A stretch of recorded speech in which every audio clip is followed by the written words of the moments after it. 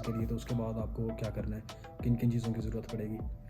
सबसे पहले तो ये है कि आपको अपने डॉक्यूमेंट्स कंप्लीट करने हैं। जो भी आपका एजुकेशनल बैकग्राउंड है, इंटर है, मैट्रिक है या बैचलर्स है, डिपेंड करते हैं आप अंडर ग्रेजुएशन के लिए आ रहे हो या आप मास्टर्स के लिए आ रहे हो, आपको वो सारे डॉक्यूमेंट्स कंप्लीट करने हैं जो भी रिक्वायर्ड हैं।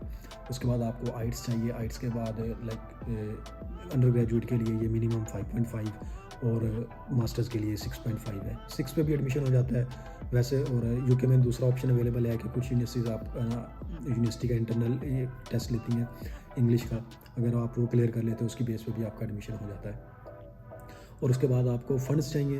फ़ंड्स डिपेंड करता है कि आपकी यूनिवर्सिटी की फ़ी कितनी है और आपका लिविंग एक्सपेंसेस कितना है, आप कौन से शहर में आ रहे हो। लंदन के लिए डिफरेंट है और बाकी सिटीज़ के लिए डिफरेंट है, वो आपको देखना पड़ेगा और उस लिहाज से आपको अपनी बैंक स्टेटमेंट रखनी है। और आपको बैंक स्टेटमेंट थोड़ा अर्ली रखनी पड़ेगी क्योंकि आपकी bank statement minimum 28 days mature होनी चाहिए जब आप प्रोसेस कर रहे हो। तो बेहतर यही है कि जब आप डिसीजन ले लेते हैं आने का, तो जितनी जल्दी हो सके, जितना अर्ली हो सके, आपको चाहिए कि आप अपना प्रोसेस स्टार्ट कर दें। इन माय ओपिनियन अगला इनटेक जो है अभी दिसंबर चल रहा है, दिसंबर एंड होने वाला है, तो नेक्स्ट इनटेक जो है मेन वो सितंबर 2022 है। वैसे जनवरी के भी एडमिशन्स अभी हो रहे हैं, कुछ यूनिवर्सिटी के अभी भी हो रहे हैं। उसके बाद कुछ यूनिवर्सिटीज़ मई इनटेक भी ऑफ़र करती हैं, बट जो सितंबर इनटेक है वो मेन इनटेक है यहाँ का। तो अगर आप इसमें कोई टाइम नहीं वेस्ट होगा, अगर आप सितंबर इनटेक के लिए जा रहे हो, आपके पास काफ़ी ज़्यादा टाइम है अभी, तो इसमें आप अपना प्रोसेस स्मूथली कर सकते हो। क्योंकि जब आप प्रोसेस स्टार्ट करते हो तो बहुत से इशू आ जाते हैं। फॉर एग्जांपल आपकी डिग्री का कोई इशू आ जाता है, नेम का या पासपोर्ट वगैरह, कुछ भी किसी भी तरह का, तो जितना अर्ली स्टार्ट करोगे उतना बेटर है। आप अभी से आप सितंबर में आना चाह रहे हैं तो आप अभी से अपनी आइट्स की तैयारी कर लें। अगर आप मार्च अप्रैल तक अपना आइट्स बिल्कुल अच्छी तरीके से करके दे लेते हैं, आपका बैंड अच्छा आ जाता है, हो सकता है आपको 2 बार देना पड़े, तो ये सारी चीज़ें हो जाएंगी। उसके बाद आप अपने फ़ंड्स अरेंज कर लें, जितनी इन्फॉर्मेशन गैदर कर सकते हैं यूके के बारे में, यूके की लाइफ के बारे में, यहाँ का एजुकेशनल सिस्टम कैसा है, आपको क्या करना है और किन किन चीज़ों की ज़रूरत पड़ेगी, आप उन सब चीज़ों के बारे में अपनी रिसर्च शुरू कर दें। उसके बाद आपको अपनी यूनिवर्सिटी आपको अपना कोर्स चूज़ करना है। कोर्स वो होना चाहिए जो आप प्रीवियसली पढ़ चुके हैं। फॉर एग्जांपल अगर आप अंडर ग्रेजुएट में बिज़नेस पढ़ चुके हैं तो उसका रिलेटिव कोर्स ही चूज़ करें। अगर सोशल साइंसेज़ का या किसी कोई और सब्जेक्ट आईटी का पढ़ चुके हैं तो उसका बिल्कुल ही क्योंकि उसका बिल्कुल ही रिलेटिव कोर्स चूज़ करें।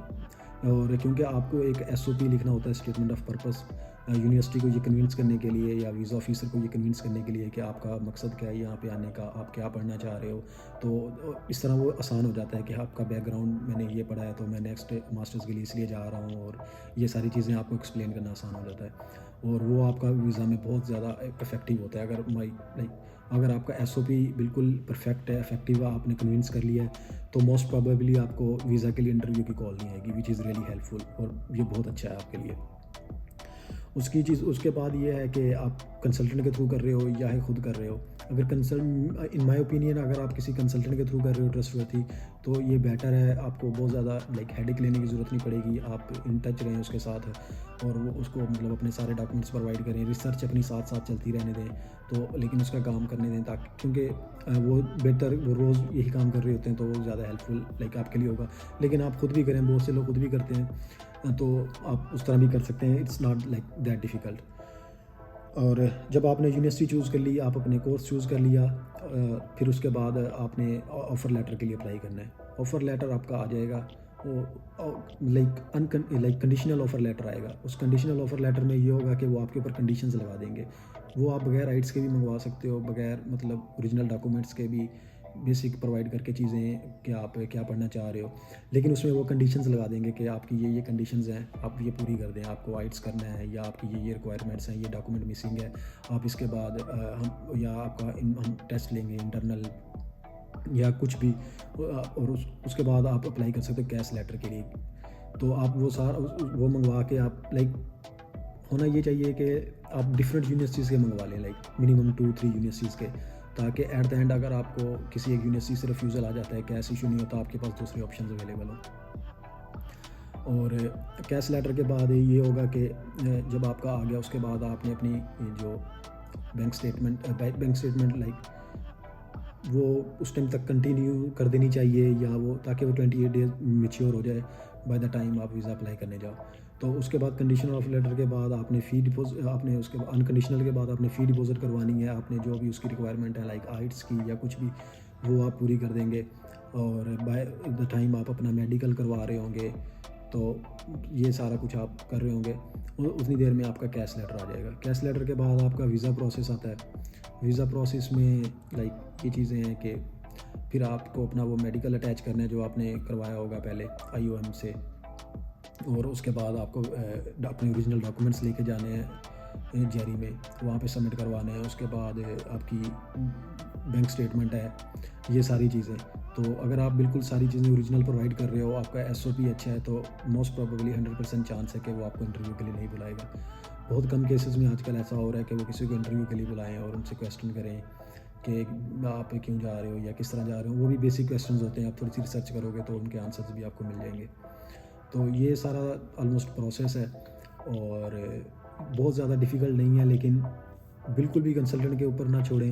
आपको अपनी रिसर्च करनी पड़ेगी। आपको पता होना चाहिए, अगर आप UK आ रहे हो तो आपको अपना बेस्ट ट्राई करना है कि आप यहाँ आने से पहले बहुत सी चीज़ों के बारे में ना जान चुके हो। मतलब यहाँ का लाइफस्टाइल कैसा है और यूनिवर्सिटीज़ का क्या है, एग्ज़ाम सिस्टम क्या है, और ये सारी चीज़ें।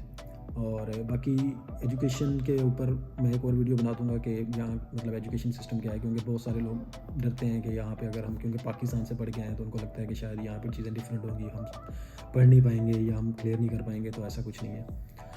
बाकी होपफुली अगर आप मैंने कोई चीज़ मिस कर दी हो या आपको किसी और चीज़ की हो तो आप कमेंट में बता सकते हैं, मैं उसका आंसर दे दूँगा जहाँ तक मेरे से हो सका पॉसिबल आपकी हेल्प करने के लिए। तो बस इतना ही था। बेस्ट ऑफ लक जो बंदा भी अपना प्रोसेस अभी स्टार्ट कर रहा है, क्योंकि मैंने भी इसी तरह स्टार्ट किया था, और लाइक एट द एंड आप पहुंच जाते हो। अब जैसे जैसे कर रहे होते हो चीज़ें, आप सीख रहे होते हो, तो इंशाल्लाह अगर लाइक सब लोग कर रहे हैं तो आपका भी हो जाएगा। Best of luck to everyone, और मिलते हैं किसी और वीडियो में।